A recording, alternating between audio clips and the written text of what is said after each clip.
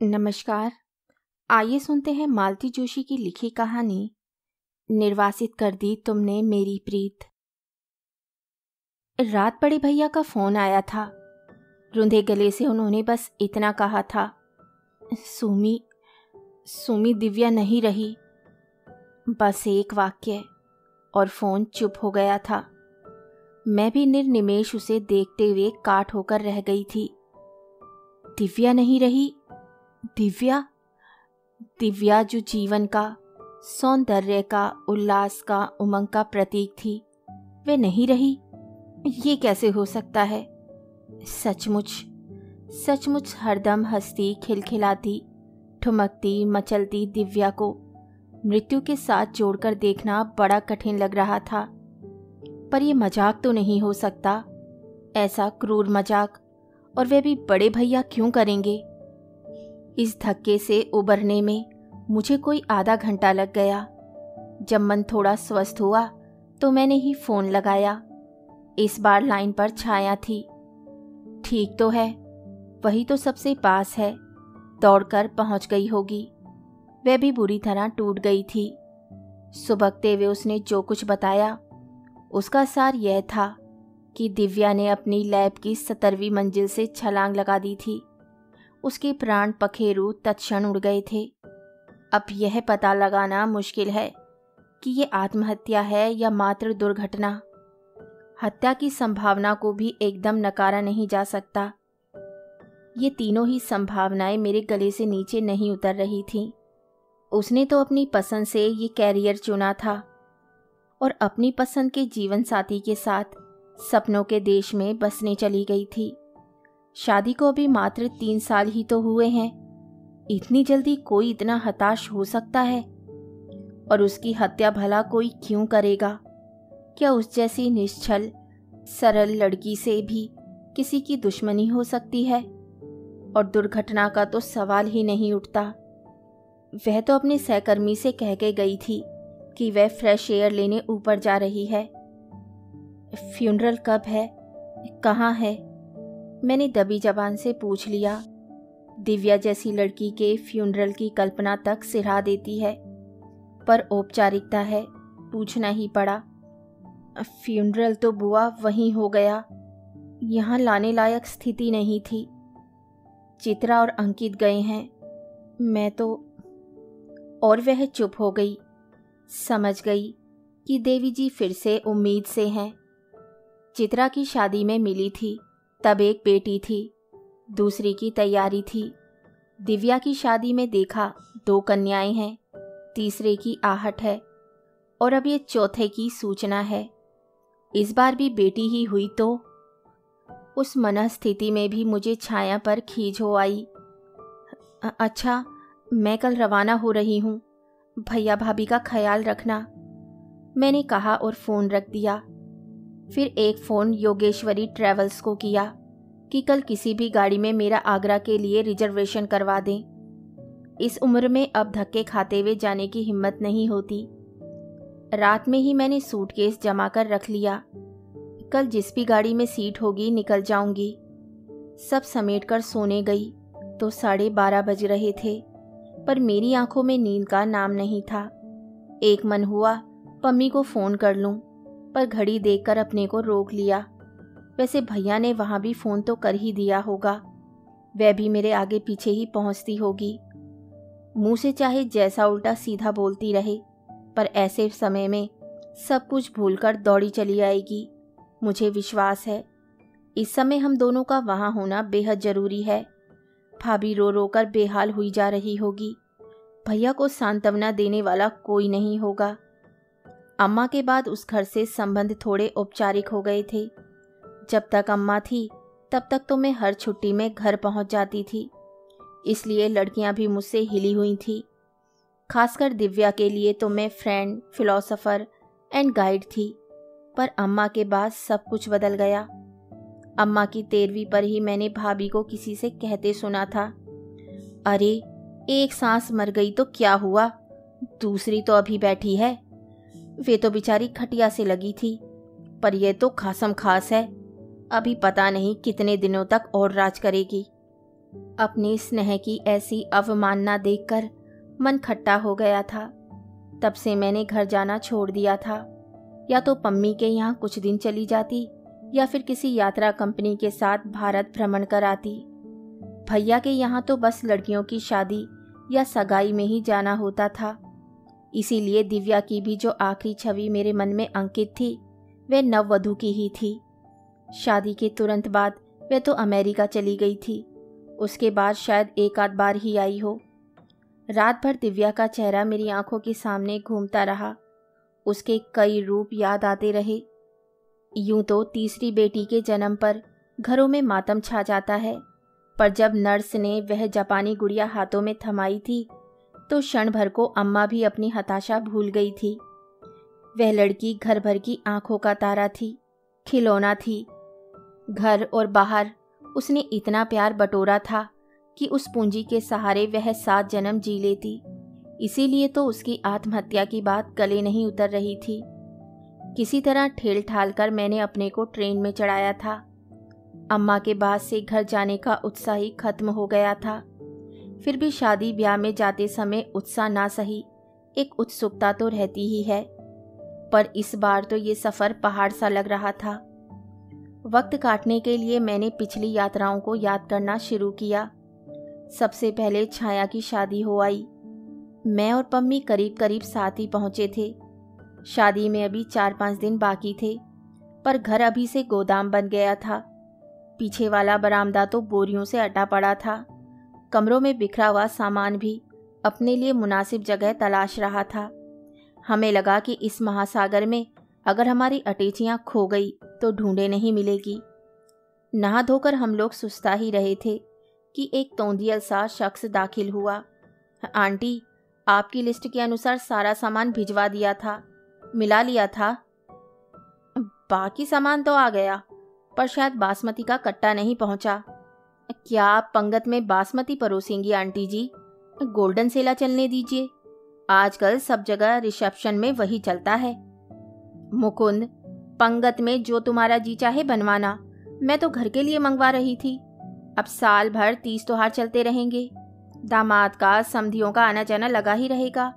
उन्हें क्या सेला चावल खिलाऊंगी? अभी ले आऊं आंटी जी, या बाद में लाने से चलेगा? बाद में ले आना। अभी ले आते तो लगे हाथ साफ सूफ करके गोलियां डाल के रख देती। जी अच्छा। कहकर जब वे मुकुंद नामक प्राणी चला गया, तब मैंने पूछा, आजकल गोपाल दास के यहाँ से सामान नहीं आता क्या भाभी? या कि ये उन्हीं का आदमी है? क्या बात करती हो? भाभी झल्लाई। ये तो इनका स्टूडेंट है, फाइनल में है, इंग्लिश में एमए कर रहा है। पम्मी चिहूकी। मुझे तो यकीन ही नहीं आ रहा। मुझे तो लगा जैसे सीधे किराने की दुकान से उठकर चला आ रहा हो। उसकी दुकान है, शहर का सबसे बड़ा किराना मर्चेंट है उसका बाप। मुझसे बोला कि इस बार छाया दीदी की शादी का सामान हमारे यहाँ से लीजिए। हमने कहा ठीक है, हमें क्या, हमें तो पैसे देने हैं। वहाँ ना दिए, यहाँ दे दिए। ये पैसे देंगी? पम्मी फुसफुसाई। मैंने बड़ी मुश्किल से चिकोटी काट कर उसे चुप किया। फिर विषय बदलने की गरज से भाभी से कहा, हमें होने वाले दामाद की फोटो तो दिखाइए।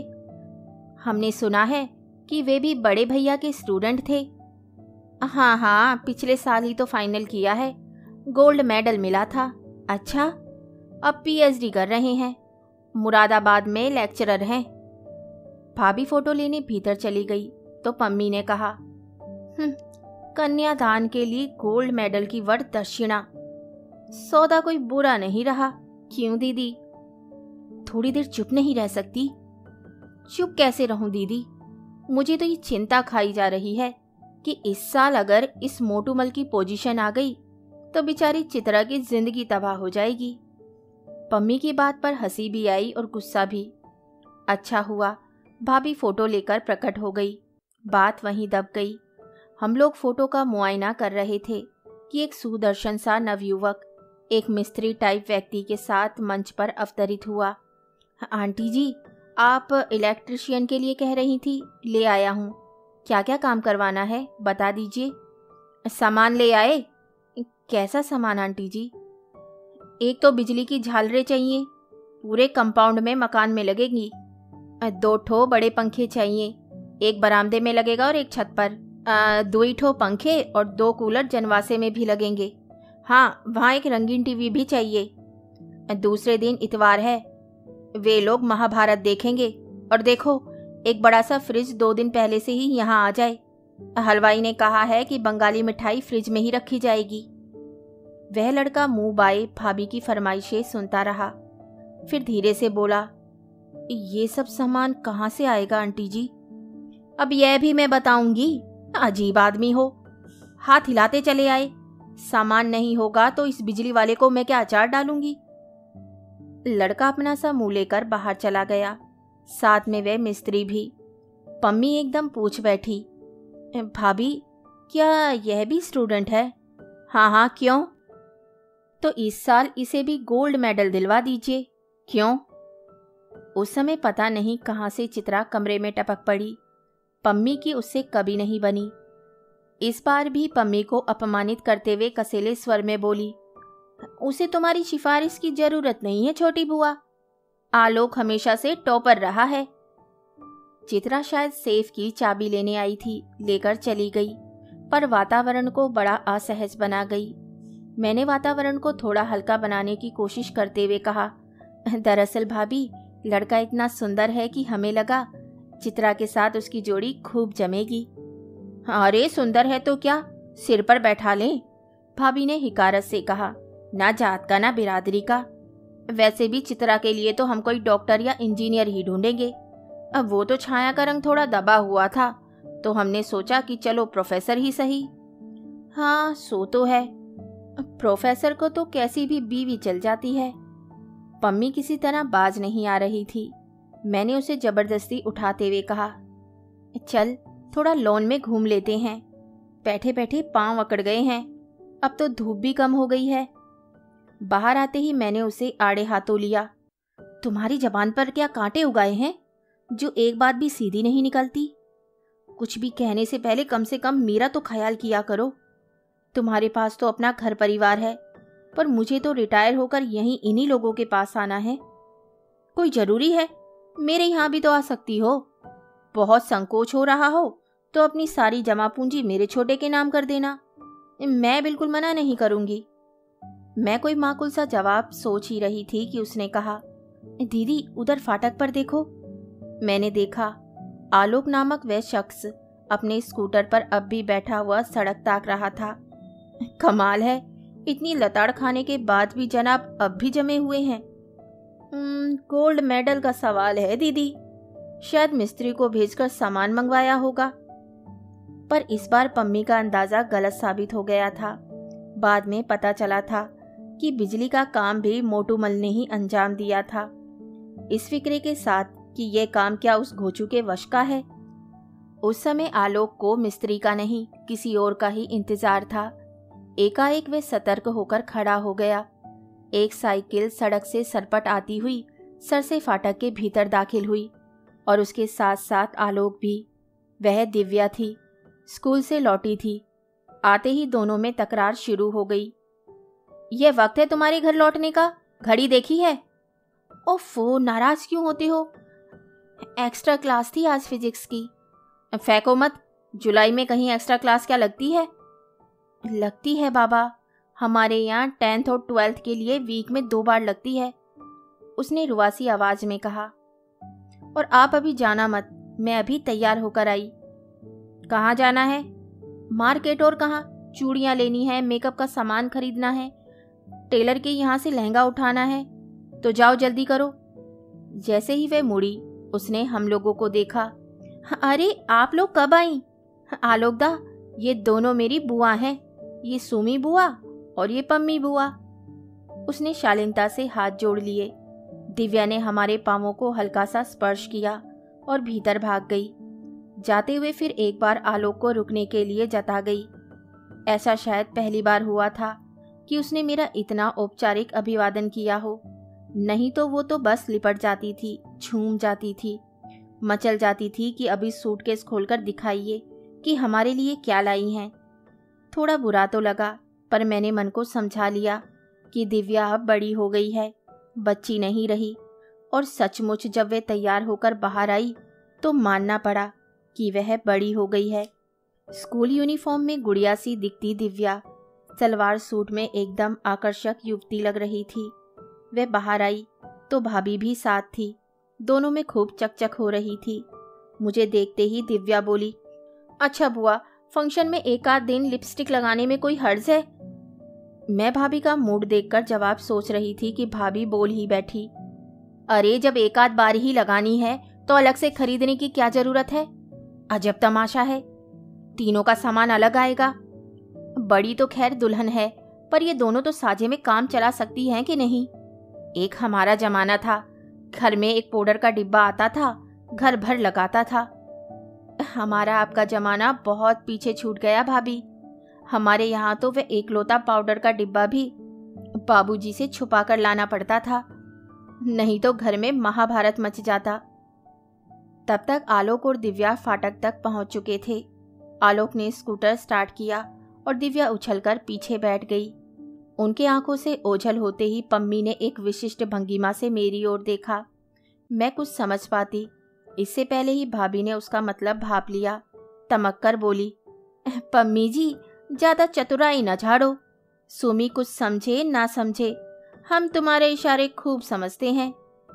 पेटों वाली हो ना, इसीलिए तुम्हारी नाक ऊंची है। हमें तो पग पग पर इन लड़कों का मुंह जोहना पड़ता है। इस जमाने में लड़कियों को क्या कहीं अकेले भेजा जा सकता है?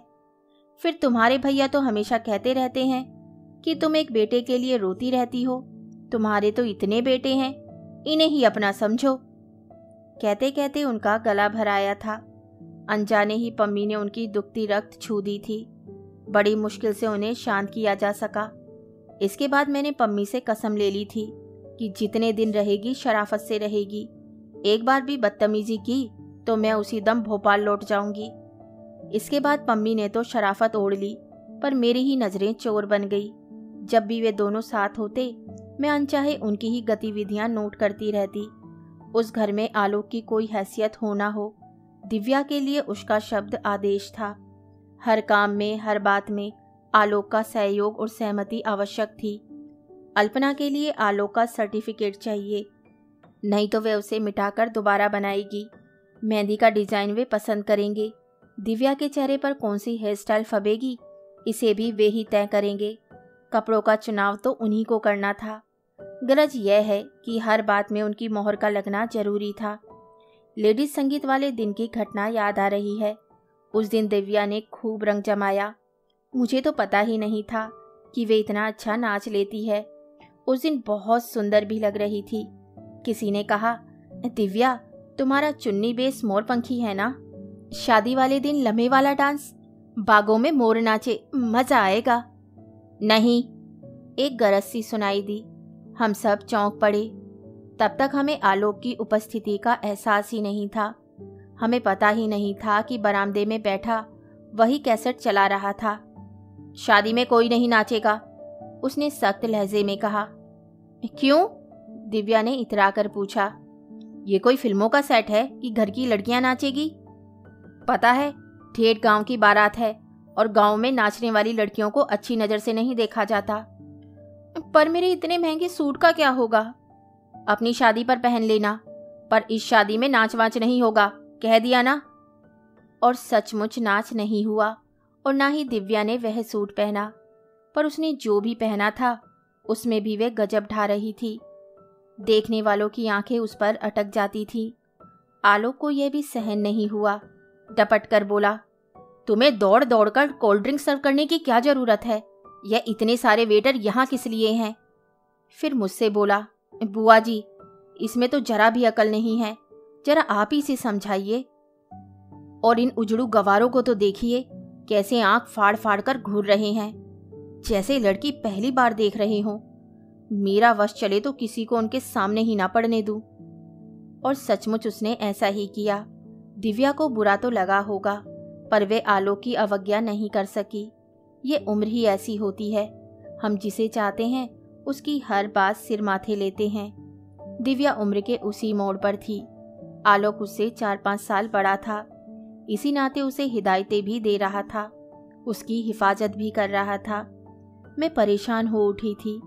मैंने जिस सच को 4 दिन में पकड़ लिया था, क्या भैया भाभी उससे अनजाने होंगे, या कि उनकी नज़रों में दिव्या अब भी बेबी ही थी, या कि फिर ये मेरा ही भ्रम था। चित्रा छाया से 3 साल छोटी थी। 3 साल बाद उसकी भी शादी का नंबर आ गया। MSc में टॉप करके चित्रा उन दिनों आसमान में उड़ रही थी। IAS बनने के ख्वाब देख रही थी। भैया ने अपनी लाडली के लिए IAS दूल्हा ही ढूंढ लिया। मैं और पम्मी तो छाया की शादी के ठाठ देखकर ही दंग रह गए थे, पर चित्रा की शादी देखकर लगा कि वे ठाठ बाट तो कुछ भी नहीं था। इस बार बारातियों के लिए एक शानदार बंगला किराए पर लिया गया था। बारातियों का इंतजाम तो 3 स्टार होटल में किया गया था। दहेज का सामान देखकर तो आंखें चकाचौंध हो गई। सब कुछ इम्पोर्टेंट था। 30 तोला सोना और चांदी के बर्तनों का पूरा सेट। साड़ी कोई भी 2000 से कम की नहीं होगी। पिछली बार की तरह इस बार भी हम विस्मय विमुग्ध थे। क्या सचमुच भैया की इतनी हैसियत है? लेकिन इस शाही सरंजाम के बावजूद बारातियों के मिजाज नहीं मिल रहे थे। बार बार शिकायतें आ रही थी। रूम सर्विस ठीक नहीं है, AC काम नहीं कर रहा, कमरों में कलर टीवी नहीं है, फ़ोन पर STD सुविधा नहीं है। भैया बार बार फ़ोन पर गिड़गिड़ाए जा रहे थे। सर, मैंने तो इस शहर का सबसे पॉश होटल आपके लिए बुक करवाया है, इससे अधिक मैं क्या कर सकता हूँ? अपने धीर गंभीर विद्वान और रोब-दाब वाले भाई को इस तरह गिड़गिड़ाते देखना बड़ा बुरा लग रहा था। उधर होटल वाले बारातियों की बदतमीजियों की शिकायतें किए जा रहे थे। भैया अजीब पशुपेश में थे। उन लोगों की बदतमीजी का प्रमाण तो द्वार संचार के समय ही मिल गया। नाचते नाचते 3 घंटे तो उन लोगों ने रास्ते में ही लगा दिए। भैया के सारे गणमान्य अतिथि भाभी के हाथ में लिफाफा थमाकर बिना खाए पिए ही चले गए। अपनी बेटी के लिए भैया ने हीरे जैसा दामाद ढूंढा था, पर उसका प्रदर्शन करने की तमन्ना अधूरी ही रह गई। बाद में लगा कि अच्छा ही हुआ जो सब लोग जल्दी चले गए। बात का नज़ारा जरा भी देखने लायक नहीं था। सब लोग, खासकर लड़के, नशे में धुत थे। वे लोग अश्लील गाने गा रहे थे, भद्दी फब्तियां कस रहे थे। ये लोग कोल्ड ड्रिंक से होली खेल रहे थे, गिलासों को फुटबॉल की तरह लुढ़का रहे थे। 1-2 वेटरों के साथ तो झूमा झटकी भी हो गई। सजे सवरे पंडाल का उन्होंने पल भर में नक्शा बदल दिया। केटरर के साथ बदसलूकी की तो वे जाने की धमकी देने लगा। अब भैया कभी उसके हाथ जोड़ रहे थे तो कभी उन लड़कों के। मेरा तो खून खोल उठा था। बड़ी मुश्किल से अपने ऊपर जब्त किए रही, ऐसा ना हो कि अपनी वजह से रंग में भंग हो जाए। उधर भाभी बार बार आंसू पोंछते हुए अपने भाग्य को कोस रही थी। काश एक बेटा होता तो आज बाप के साथ खड़ा तो होता। वहां जो एक सुपुत्र थे, यानी कि सन इन लॉ प्रोफेसर जितेंद्र, बड़े ही निर्लिप्त भाव से सारा तमाशा देख रहे थे। मौका पाते ही उन्होंने हंसते हुए कहा, बुआ जी देख रही है ना, अब इन्हें पता चलेगा कि बारातियों के नखरे क्या होते हैं। हमारा तो गवई गांव का परिवार था, उसे धर्मशाला में टिका दिया, 5 मिठाइयों वाली पंगत दे दी और छुट्टी पा गए। हमारा तो खैर कोई सवाल ही नहीं था, हम तो लिहाज में ही मारे गए। पापा जी को अब आनंद आ रहा होगा। पापा जी की फजीहत का सबसे ज्यादा आनंद तो खुद जितेंद्र ही उठा रहे थे। सब कुछ देखकर उन्हें बड़ा आसुरी संतोष मिल रहा था। मुझे तो छाया पर तरस आ रहा था। दीन दुनिया से बेखबर, बस अपनी छुटकी में ही मग्न थी। एक गोद में, एक पेट में। दोनों बच्चों ने उसे हलकान कर रखा था। दूसरों की ओर ध्यान देने का उसे अवकाश ही नहीं था। सबसे ज्यादा ताव तो मुझे चित्रा पर आ रहा था। महंगा ब्राइडल मेकअप करवाकर ऐसी तनी बैठी थी मानो विश्व सुंदरी का खिताब जीत लिया हो। लड़के पापा का अपमान कर रहे थे, मखौल उड़ा रहे थे, बेजा फरमाइशें कर रहे थे। उसे जैसे किसी चीज से सरोकार ही नहीं था। स्टेज पर बैठी मंद मंद मुस्कुरा रही थी, अपने नए नवेले पति से बतिया रही थी। ये लड़की है या बर्फ का गोला? मेरा तो यह सब देख देख कर खून खोल रहा है, पर इसे देखो, माथे पर शिकन तक नहीं है। दीदी, खून खून में फर्क होता है, पम्मी ने गंभीरता से कहा। हमारा तुम्हारा खून खौलता है क्योंकि वे पसीने की कमाई से बना है। यहाँ इनका हाल तो तुम जानती ही हो। पम्मी बात कड़वी करती है पर वे अक्सर सच होती है। सचमुच हम लोग तो इतना अपमान बर्दाश्त ही नहीं कर पाते। मुझे 22 साल पुरानी घटना याद हो आई। बारातियों के वही परंपरागत तेवर थे। वधू पक्ष उसी तरह क्षमा याचना की मुद्रा में खड़ा था। मान मनुहार हो रही थी। पता नहीं किससे क्या बदसलूकी हो गई थी कि बाराती नाराज हो गए थे। दूल्हे की घोड़ी दरवाजे तक रोक दी गई थी और मान मनोवल का दौर जारी था। छज्जा मेरी सहेलियों से पट गया था। सब दूल्हे को देखने के लिए बेताब थीं और दूल्हा था कि दूर सड़क पर ही खड़ा हो गया था। खुसर फुसर सुनकर मुझसे भी कमरे में नहीं बैठा गया। मैं भी अपनी बनारसी साड़ी संभालती हुई सखियों के पीछे आ खड़ी हुई।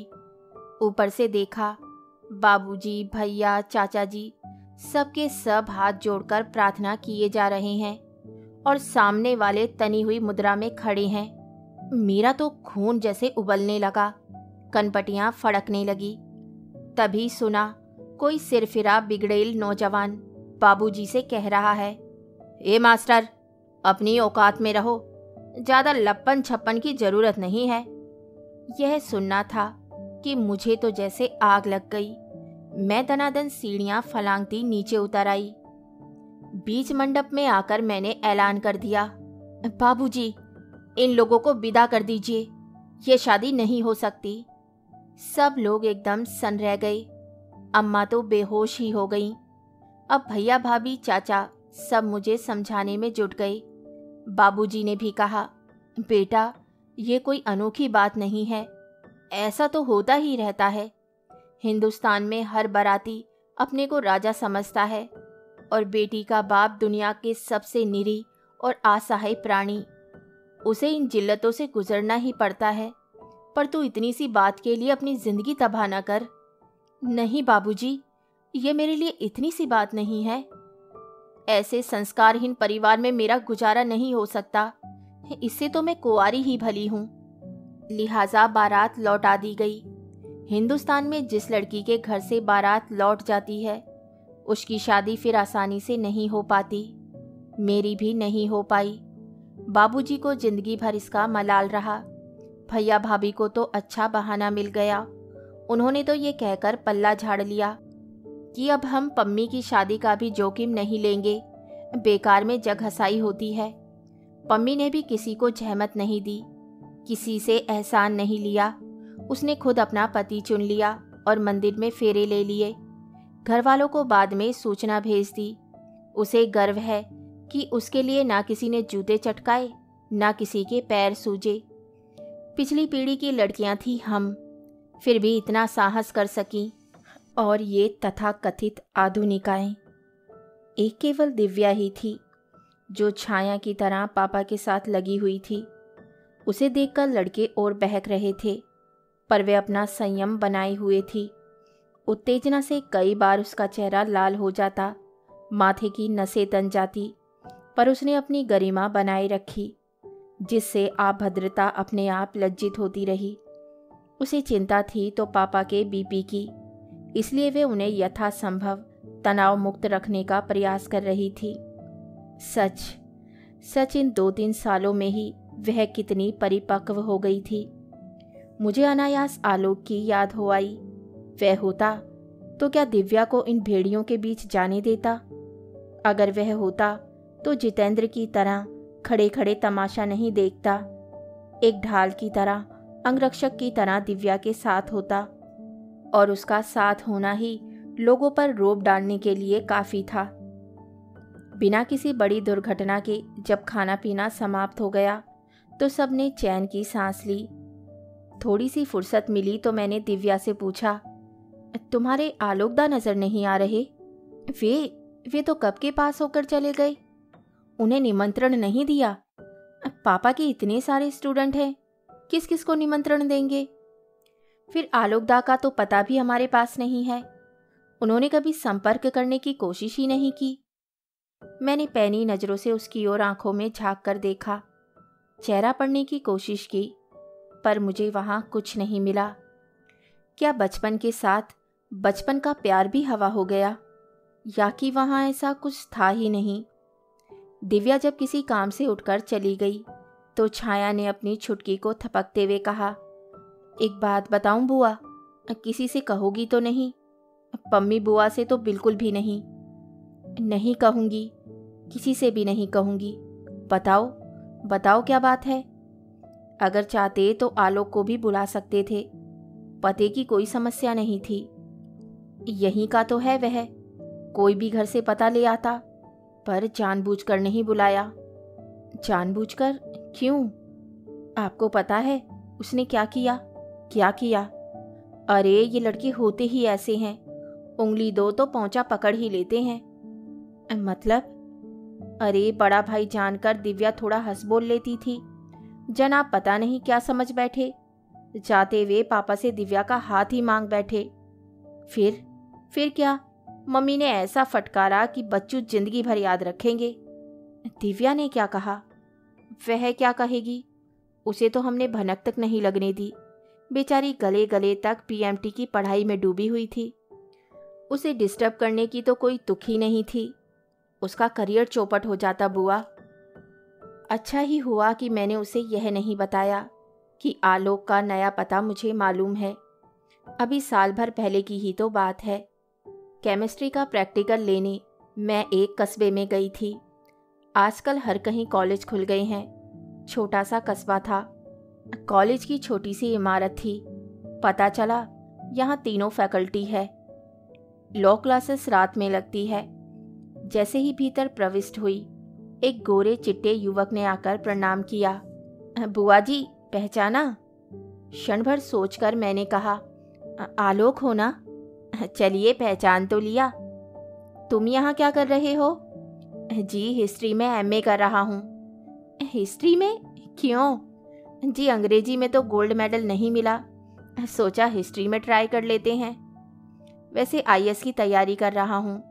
लोग सोचते हैं कि उसमें हिस्ट्री बड़े काम आती है, तो मैंने सोचा अरे तो उसके लिए शहर में रहकर कोचिंग लो ना, यहाँ क्यों पढ़े हो? यहाँ एक हायर सेकेंडरी स्कूल में जॉब ले लिया है। सुबह कॉलेज में पढ़ता हूँ, दोपहर स्कूल में पढ़ाता हूँ। थोड़ा पैसा जमा कर लूँ, फिर कोचिंग के लिए दिल्ली चला जाऊँगा। मुझे उसकी आर्थिक स्थिति के बारे में ठीक ज्ञान नहीं था, इसलिए मैंने ज़्यादा कुरेदना ठीक नहीं समझा। फिर उसी ने पूछा, आप यहाँ कब तक हैं? बस आज भर को। सुना है वापसी की गाड़ी रात में मिलेगी। तो फिर ठीक है, शाम को आता हूँ। कुछ देर मेरे कमरे में आराम कर लीजिएगा, फिर थोड़ा घुमा लाऊंगा। रात को ट्रेन पर भी चढ़ा दूंगा। मैंने उसका निमंत्रण सहर्ष स्वीकार कर लिया। उसे देखकर मुझे इतनी खुशी हुई थी कि मुझे स्वयं आश्चर्य हो रहा था। सच तो यह है कि अजनबी शहर में एक भी चेहरा जाना पहचाना मिल जाए तो बड़ा सुकून मिलता है। कॉलेज वालों को उसने मेरे आतिथ्य का मौका ही नहीं दिया। स्कूटर पर बिठाकर सीधे अपने कमरे पर ले गया। वहाँ नाश्ते का, चाय का पूरा सरंजाम था। फ्रेश होने के बाद चाय पीते हुए मैंने बातों का सिलसिला शुरू कर दिया। दिव्या का मेडिकल में हो गया है, तुम्हें पता तो होगा। हाँ, अच्छा कहाँ हुआ है? जबलपुर में। कमाल है, ये दूसरा साल चल रहा है और तुम्हें पता भी नहीं। तुम तो उसके गुरु हुआ करते थे। अरे काहे का गुरु, वह तो एक बेगार थी जो मैं ढो रहा था। आंटी तो हर किसी से कुछ ना कुछ काम लेने में माहिर थी। मैंने बीएससी किया था, इसलिए दिव्या की कोचिंग मेरे गले पड़ गई। यह बात तो तुम ठीक कहते हो। हमारी भाभी इस मामले में बड़ी उस्ताद है, उन्हें डर भी नहीं लगता। घर में 3-3 जवान लड़कियां हैं, फिर भी लड़कों का जमघट लगा रहता है। पता नहीं भैया को ये सब कैसे अच्छा लगता है। पता है, एक जमाने में वे इतने स्ट्रिक्ट हुआ करते थे कि हमारे लिए उनके दोस्तों के सामने निकलना तक मना था। पानी भी देना होता था तो दरवाजे के भीतर से ट्रे पकड़ाते थे। बुआ जी, सर को तो शायद अब भी ये सब अच्छा नहीं लगता, तभी जबान से कहते भी हैं कि बच्चों को पढ़ने लिखने दो, क्यों अटका कर रखती हो। पर आंटी कहाँ मानती हैं, कहती है हर जगह तो मैं लड़कियों को नहीं भेज सकती, कुछ काम तो लड़कों के ही करने के होते हैं। भाभी के पास यही एक हथियार तो है जिसके बल पर वे भैया को चुप करा देती हैं। माफ़ कीजिए, पर आपके भैया इतने बेचारे भी नहीं हैं। गुरु निंदा नहीं करनी चाहिए, पाप लगता है, पर सच बात जबान पर आ ही जाती है। सर खुद कुछ नहीं कहते, बस आंटी के कंधे पर रखकर बंदूक चलाते हैं। मतलब आंटी सिर्फ काम ही करवाती हैं ऐसा नहीं है, दुनिया भर का सामान भी मंगवाती रहती हैं। जिसने भी पैसे मांगे समझ लो हमेशा के लिए खारिज हो गया। और घर के कमाऊ व्यक्ति को यह तो नज़र आता ही होगा कि घर में जो बेहिसाब सामान आ रहा है वह उसकी आमदनी के अनुपात से बहुत ज़्यादा है, फिर भी वे चुप रहते हैं। इसका मतलब साफ है, उनकी इस मामले में मूक सहमति है। मैं चुपचाप चाय गटकती रही, जवाब में कहती भी क्या। आपके सामने ये सब कहना अच्छा नहीं लग रहा, पर एक बार बात चल निकलती है तो रोकना भी मुश्किल है। मुझे गोल्ड मेडल नहीं मिला, बहुत बुरा लगा। किसी और को मिलता तो शायद इतना दुख नहीं होता, पर वे बनिए का बेटा मुकुंद हम सबसे बाजी मार ले गया। इसके लिए वे साल भर तक सर के घर का आटा पिसवाता रहा, टेलीफोन और बिजली के बिल भरता रहा, उनकी गाड़ी धुलवाता रहा। छाया दीदी की शादी का तो सारा इंतजाम उसके जिम्मे था, उसका फल भी उसे मिल गया। मेरी ना तो इतनी हैसियत थी, न यह तरीका मुझे गवारा था। सर ने जितेंद्र भैया को भी इसी तरह मेरिट दिलवाई थी। मुकुंद के समय भी उन्होंने यही उठापटक की, खुद अपने हाथों से निबंध के पॉइंट्स बना बनाकर उसे दिए थे। मैंने मुकुंद की फाइल में खुद देखे थे।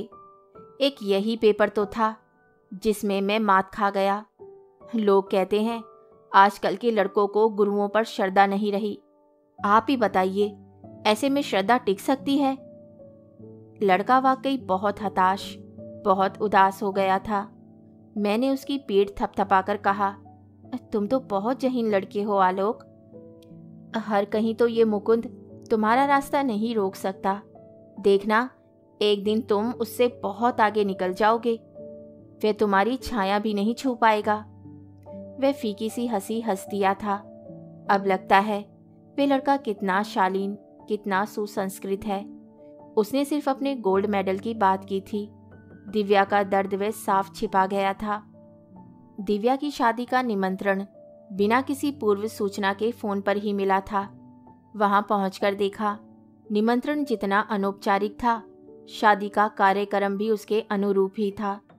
मैं एक दिन पहले पहुंची थी, फिर भी घर में जरा भी चहल पहल नहीं थी। मेहमानों के नाम पर मैं थी, पम्मी थी, दिव्या के मामा मामी थे और छाया चित्रा का परिवार था। पता चला बाराती भी कुल जमा 5 ही होंगे। वे लोग सुबह की फ्लाइट से आएंगे, घर में चाय नाश्ता होगा, फिर सब लोग आर्य समाज मंदिर चले चलेंगे। वहाँ जरूरी रस्में करवाई जाएंगी। लौटते हुए होटल में शानदार खाना होगा और शाम की फ्लाइट से वे लोग दुल्हन को लेकर रवाना हो जाएंगे। मैंने कहा, यह क्या बात हुई भैया? इस घर की, इस पीढ़ी की यह आखिरी शादी है, कुछ तो धूमधाम होनी चाहिए। शाम को एक अच्छा सा रिसेप्शन ही दे देते। अपनी लाडली से पूछो, वह इसी शर्त पर तो राजी हुई है, नहीं तो रजिस्टर्ड मैरिज के लिए ही अड़ी हुई थी। पर हमारा मन नहीं मान रहा था। हमने कहा, सादगी से ही सही, संस्कार तो होने चाहिए। बड़ी मुश्किल से तैयार हुई है मैडम। दिव्या ने कहा, अब इस घर में 2-2 हंगामे तो हो चुके हैं, तीसरा नहीं भी हुआ तो क्या फर्क पड़ता है? अब तुम ही बताओ बुआ, उतना सब झेलना क्या पापा के वश का है? फाइनेंशियली भी और फिजिकली भी। He is a weak man, you know. और वो काम तो ऐसा है कि एक बार शुरू हुआ तो समेटने वाला कौन है? रिटायरमेंट के बाद अब तो विद्यार्थियों का आसरा भी नहीं रहा। मैं दुल्हन बनकर मंडप में बैठ जाऊंगी तो लोगों से कोई पानी पूछने वाला भी नहीं होगा। हमारी दीदी लोगों को तो तुम देख ही रही हो। और फिर जब लड़के वालों को इन चीज़ों में कोई दिलचस्पी नहीं है तो हमें क्या पड़ी है? भाभी बता रही थी कि तुमने गहने, कपड़े कुछ भी लेने से इनकार कर दिया है। यह बताओ कि अब देने के लिए इन लोगों के पास कुछ शेष भी है? दोनों शादियों ने पापा को एकदम निचोड़ कर रख दिया है। अब ग्रेजुएटी और फंड वगैरह की रकम मिली है। वही उनकी जेब में कुलबुला रही है। वही सब मुझ पर खर्च कर देंगे तो बाकी जिंदगी क्या करेंगे, किसका मुंह देखेंगे। अपने को फकीर बनाकर भी यदि मुझे कुछ देते भी हैं तो वह मेरे साथ तो जाएगा नहीं, सास के लॉकर में पड़ा रहेगा, उनके वार्डरोब की शोभा बढ़ाएगा। इसमें क्या तुक है। उन लोगों ने कुछ मांग नहीं की, नहीं, सिर्फ मेरा एयर फेयर मांगा है। मैं तो इसके लिए भी तैयार नहीं थी, क्योंकि शादी के बाद यह एक तरह से उनकी जिम्मेदारी है। पर पापा ने कहा मुझे कम से कम बेटी को विदा करने का श्रेय तो लेने दो, तो मुझे चुप हो जाना पड़ा। मैं तो दंग रह गई। वह नन्ही सी गुड़िया कितनी समझदार हो गई थी, कितनी दूर का सोच रही थी। अपने मम्मी पापा की उसे कितनी चिंता थी। भैया के तीनों बच्चों में वे सबसे ज़्यादा साहृदय और समझदार थी। वही लड़की अब इतनी दूर जा रही थी। खुशी की बात यह थी कि लड़का भी बड़ा हंसमुख और सुलझा हुआ था। पिछले 6 सालों से बाहर था, पर अभी तक अपनी संस्कृति, अपनी सभ्यता को भूला नहीं था। लोग भी बड़े सज्जन लगे, नहीं तो अपने ग्रीन कार्ड होल्डर बेटे को कोई यूं सेंत मेंत में ब्याह देता है क्या। अपनी बर्थ पर लेटे लेटे मैं अविनाश का, दिव्या के पति का चेहरा याद करने की कोशिश कर रही थी। देखने में तो बड़ा सौम्य और सुशील लग रहा था, पर जो युवक 6 साल तक अकेले अमेरिका जैसे देश में रहा हो, उसके बारे में क्या कहा जा सकता है। हो सकता है उसका वहाँ कोई अफेयर हो और माँ बाप की मर्जी की खातिर ही वे इस शादी के लिए राजी हुआ हो। पर उसके माँ बाप इतने दकियानूसी तो नहीं लगे, ना ही दिव्या इतनी दब्बू थी कि चुपचाप अन्याय सह लेती। वे तो उल्टे पैरों वापस आ जाती। फिर कहाँ क्या गड़बड़ हो गई। इन 3 सालों में मुझे उसका एक ही पत्र मिला था। अपने इस एकलौते पत्र में वह अपने काम से, अपने जीवन से बड़ी खुश नजर आ रही थी। वह अमाशय की किसी बीमारी पर रिसर्च कर रही थी। पत्र में उसने अपनी लैब, वहाँ के साधन, वरिष्ठों के सहयोग और प्रोत्साहन के विषय में विस्तार से लिखा था। उसने पत्र में लिखा था कि बुआ, अगर यही सब हमें अपने घर में मिलने लगे तो अपनी जड़ों से कटकर कोई इतनी दूर क्यों जाना चाहेगा। दरअसल उसे खुद अपनी जड़ों से कटना, अपनों से दूर जाना बहुत साल रहा था। शादी वाले दिन भी मुझसे कह रही थी कि अगर मेरा वश चलता तो मैं मम्मी पापा को इस उम्र में अकेला छोड़कर मैं कहीं नहीं जाती। तब मैंने ही उसको दिलासा दिया था, पागल, आजकल घर में रहता कौन है, लड़का हो या लड़की, सब बाहर भागते हैं। सबकी अपनी महत्वाकांक्षाएं होती हैं, इसलिए माँ बाप भी बाधा नहीं डालते। तुम अपने अविनाश को ही ले लो, उसे घर छोड़े कितने साल हो गए, और आजकल तो टेलीफोन है, हवाई जहाज है, दुनिया इतनी सिमट गई है कि दूरियों का पता ही नहीं चलता। घर इस बार भी मेहमानों से भरा हुआ था, पर इस बार माहौल में वह रौनक नहीं थी। पूरे वातावरण में एक उदासी घुल गई थी। भैया एकदम टूट गए थे। दुख की इस घड़ी में वे एकदम अकेले पड़ गए थे। भाभी रो रो कर बेहाल हुई जा रही थी। उन्हें अपनी ही सुध नहीं थी, वे भैया को क्या देखती। घर में उनके पीहर वालों का ही जमघट था। वे 24 घंटे उन्हीं को घेरे रहते। छाया को भी बच्चों की साथ संभाल से जितना वक्त मिलता वे माँ की सेवा शुश्रूषा में लगा देती। भैया के लिए किसी के पास वक्त नहीं था, या फिर उनके दुख का किसी को अंदाज़ा नहीं था।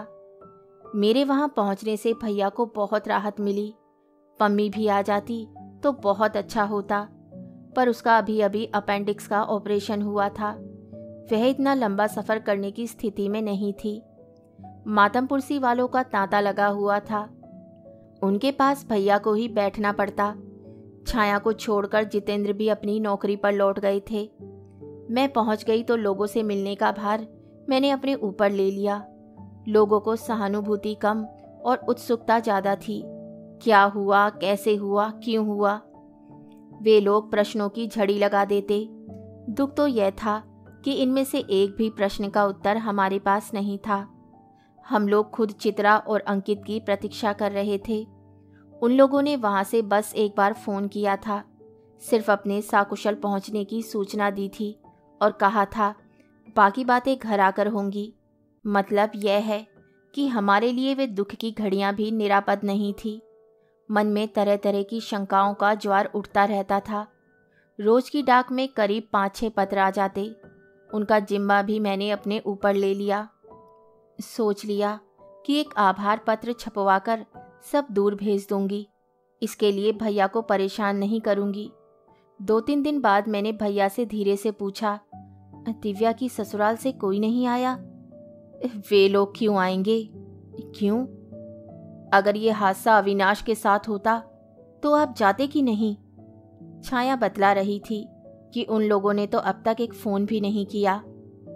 डिटेल्स जानने के लिए मैंने ही एक बार लगाया था तो किसी ने ढंग से बात भी नहीं की। अच्छा, ऐसी भी क्या नाराज़गी है? नाराज़गी तो है। क्यों? भैया ने टोह लेने की गरज से इधर उधर देखा, फिर बोले, चल ऊपर छत पर चलते हैं, थोड़ी खुली हवा में बैठेंगे, यहाँ तो दम घुटने लगता है। आपको सीढ़ियाँ चढ़ना मना है भैया।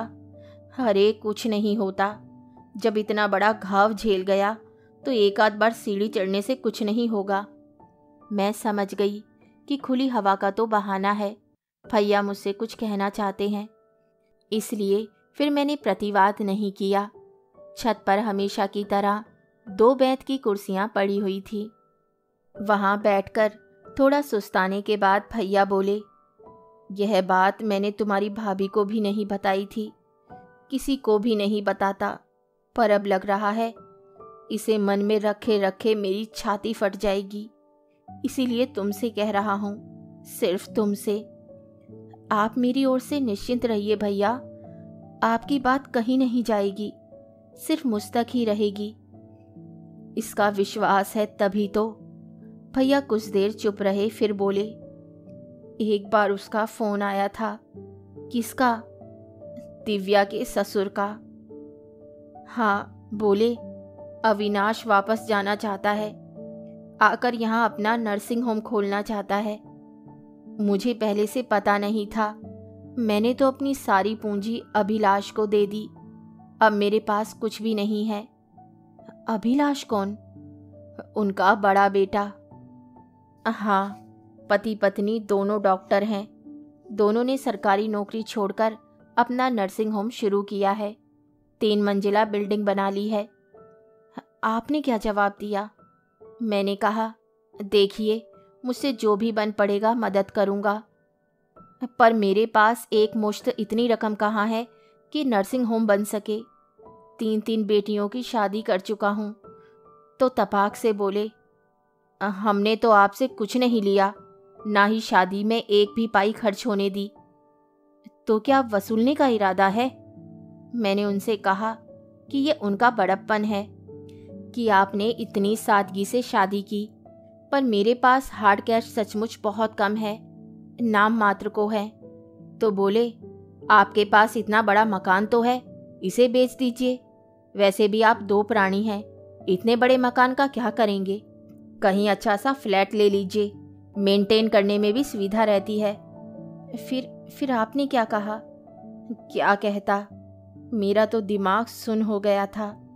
मैंने कहा, सोचकर बताऊंगा। तो दूसरे दिन फिर उनका फ़ोन आ गया। मैंने कहा, देखिए ये मकान मेरे अकेले का नहीं है, ये मेरी पुश्तैनी संपत्ति है, इस पर मेरी बहनों का भी हक है और बेटियों का भी। कुछ भी करने से पहले सबकी सहमति लेनी होगी। अगर बेचता हूँ तो सबको हिस्सा भी देना पड़ेगा। मुझे तो आज पहली बार पता चला कि इस मकान पर मेरा भी हक है। मैंने मन ही मन बाबूजी की दूरदर्शिता को धन्यवाद दिया कि उन्होंने ज़मीन बेचकर शहर में ये हवेली नुमा मकान खरीद लिया था। उनकी नौकरी में तो ये कभी भी संभव नहीं था।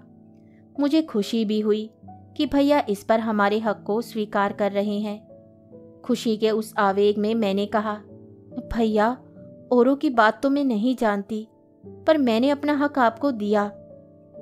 भैया सूखी हंसी हंसकर बोले, अब तो खैर उसकी कोई ज़रूरत ही नहीं है, पर तुम्हारे विषय में मैं उस समय भी निश्चिंत था। पर और लोग अपना हक कैसे छोड़ देते और क्यों छोड़ते? पम्मी को तो मैंने शादी पर भी कुछ नहीं दिया था। छाया को 3 बेटियां ब्यानी है, चित्रा को ज़रूरत नहीं है, फिर भी सबको देने के बाद जो बचता उसमें या तो हमारे सिर पर छत बसती या अविनाश का नर्सिंग होम खड़ा होता। फिर मैंने उन्हें अपनी समस्या बताई तो बोले, देखिए वह मेरा बेटा है, उसके लिए मैं कुछ ना कुछ तो करूँगा ही, चाहे मुझे पत्नी के गहने ही क्यों ना बेचने पड़े। आपके कान में बात डालने का मकसद सिर्फ इतना था कि वह आपका भी कुछ लगता है, इसलिए आपका भी कुछ फर्ज बनता है। इस समय वहाँ बहुत रिसेशन चल रहा है, बाहर वालों को ज़बरदस्ती रिटायर करके स्वदेश भेजा जा रहा है, इसलिए वह बहुत इनसिक्योर फील कर रहा है। मैं उसे आश्वस्त करना चाहता हूँ। कहने को तो घर में भी एक नर्सिंग होम है, पर वहाँ उसका काम करना ठीक नहीं होगा। वह हमेशा अपने आप को भाई का मातहत समझेगा। इस समय उसकी मनस्थिति इतनी विचित्र है कि जरा से में उसका ईगो हर्ट हो सकता है। भैया, मुझे तो ये सारा प्रोजेक्ट ही विचित्र लग रहा है। फिर उन्होंने एक और सुझाव दिया, आप ऐसा क्यों नहीं करते कि ऊपर अपने लिए 2 कमरे बनवा लें, नीचे का हिस्सा बच्चों के लिए छोड़ दें, वे अपने हिसाब से उसे डेवलप कर लेंगे। भैया, मुझे लगता है उनका शुरू से ही ये मकसद रहा होगा। वे बड़ी चतुराई से धीरे धीरे असली बात पर आना चाहते थे। क्या पता, मुझे अगर पता होता कि यह सवाल दिव्या की जिंदगी से जुड़ा है तो 1 मिनट में मकान खाली कर देता, भले ही सारी जिंदगी सड़क पर गुजारनी पड़ती। भैया, आपने दिव्या से तो बात की होगी? हाँ, मैंने डॉक्टर साहब से सोचने के लिए थोड़ा और वक्त मांग लिया और दिव्या को फ़ोन किया। सुनकर वह तो जैसे आसमान से गिरी। उसे तो कुछ भी पता नहीं था।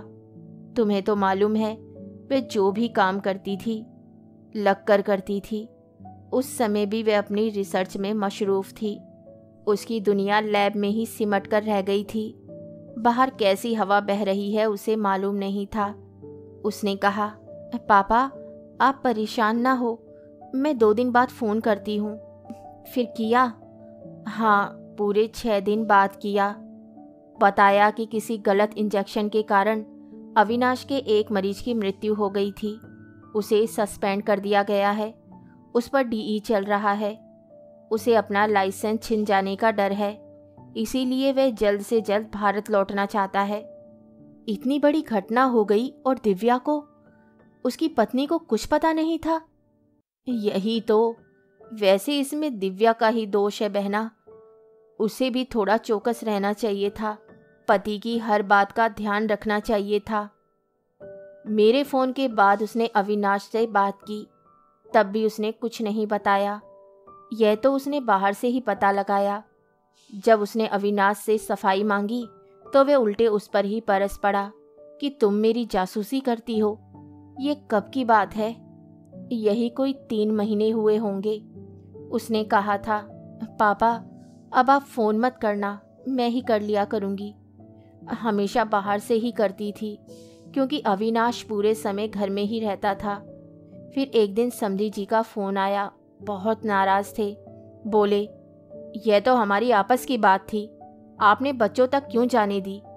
अब बेटा मुझ पर बिगड़ रहा है कि मैंने उसके ससुराल वालों के सामने हाथ फैलाकर उसे जलील किया है। यह उनका आखिरी फ़ोन था। और दिव्या का 15 दिन पहले आया था। बस कुशल क्षेम से ज़्यादा कुछ नहीं बोली। इन दिनों वैसे भी वह बड़ी डाउन लग रही थी। उसकी आवाज़ की वह खनक गायब हो गई थी। अब तो चित्रा वगैरह आएंगे तभी कुछ पता लगेगा। क्या पता लगना है, मेरी अंतरात्मा जानती है कि उसने आत्महत्या की है। उस जैसी खुददार लड़की अपमान और जिल्लत की जिंदगी जी नहीं सकती थी। काश वह यहीं लौट आती। जैसे जैसे दिन बीत रहे थे, मातम पुरसी करने वालों की भीड़ छट रही थी। हम लोग भी बार बार वही सब दोहराने की ऊब से बच गए थे। जिस दिन आलोक आया, हॉल एकदम खाली था। उसे देखकर मुझे जरा भी आश्चर्य नहीं हुआ। जानती थी जहाँ भी होगा खबर लगते ही दौड़ा चला आएगा। पर उसने बताया कि यह मात्र संयोग था। वह बहन की शादी में घर आया था। दिव्या के बारे में यहीं आकर पता चला। बताया कि वे आजकल असम में है, कलेक्टर है। बहन की शादी है तो पत्नी भी साथ आई होगी ना? मैंने पूछा। जानना चाहती थी कि अब तक कुंवारा बैठा है या शादी कर ली। पत्नी आई तो है पर उसे यहाँ नहीं ला सका, घर में मांगलिक कार्य है ना। माँ मातम पुरसी पर आने की इजाज़त नहीं देती। मैं तो खुद बिना बताए आया हूँ। जाने से पहले एक बार फिर आऊँगा तो आरती को भी साथ लेता आऊँगा। भैया पूरे वक्त गुमसुम बैठे रहे। उन्होंने आलोक को देखकर भी अनदेखा कर दिया। मैं ही पूरे वक्त बात कर रही थी पर अंदर से मुझे बहुत अटपटा लग रहा था। ऐसी भी क्या नाराज़गी। वह शख्स शादी वाले घर से छुपकर आपके दुख में हिस्सा बटाने चला आया है। आप उससे दो बातें भी नहीं कर सकते? कुछ नहीं तो हालचाल ही पूछ लेते। मैं ही एक तरह से अपराध बोध से ग्रसित हो गई। जानबूझकर उसे छोड़ने गेट तक गई। मैंने कहा, आलोक, भैया के बर्ताव का बुरा मत मानना प्लीज़। अभी वे इस धक्के से उभर नहीं पाए हैं। दरअसल ये आघात ही इतना ज़बरदस्त है कि हम सबकी मति कुंठित हो गई है। फिर वे तो उसके पिता हैं। वे कुछ क्षण मुझे एकटक देखता रहा, फिर बड़े ही तरल स्वर में बोला, बुआ जी, आपका तो इतना बड़ा परिवार है। आप हैं, दीदी लोग हैं, सर हैं। क्या आप में से कोई ऐसा नहीं था जिससे वे मन की बात कह सकती, संकट के समय जिस पर भरोसा कर सकती? उसका इस तरह चुपचाप चले जाना क्या जरूरी था? और बात करते करते उसकी आंखें छलछला आई थीं। कस्बे की उस शाम अपने रिजल्ट के बारे में बोलते हुए वह अपनी इस चोट को, इस दर्द को छिपा गया था, पर आज उसने ऐसा कोई प्रयास नहीं किया। भीतर आकर देखा, दोनों मुट्ठियां छाती पर कसे हुए भैया निस्पत बैठे थे। मैं तो एकदम घबरा गई। क्या हुआ भैया, तबीयत तो ठीक है ना? कुछ नहीं रे, इस लड़के को देखकर छाती में एक बगोला सा उठा था, उसी को दबा रहा हूँ। मैं आश्चर्य से उन्हें देखती रही। कितना सुंदर लड़का, कितना होनहार, कितना सुशील। दिव्या पर जान छिड़कता था। अगर शादी हो जाती तो उसे देवी बनाकर पूछता। उस दिन उसकी बात रख ली होती तो दिव्या आज हमारे बीच होती। पराए देश में अजनबी लोगों के बीच यूं छटपटाकर प्राण न दे देती। पर क्या करूं, तुम्हारी भाभी को ये सब रास ही नहीं आया। उत्तर में मौन ही बनी रही मैं। इसके बाद कहने को था ही क्या। कहानी सुनने के लिए धन्यवाद। तो इसी के साथ मैं आपसे विदा लेती हूँ और कल फिर मिलती हूँ एक नई कहानी के साथ।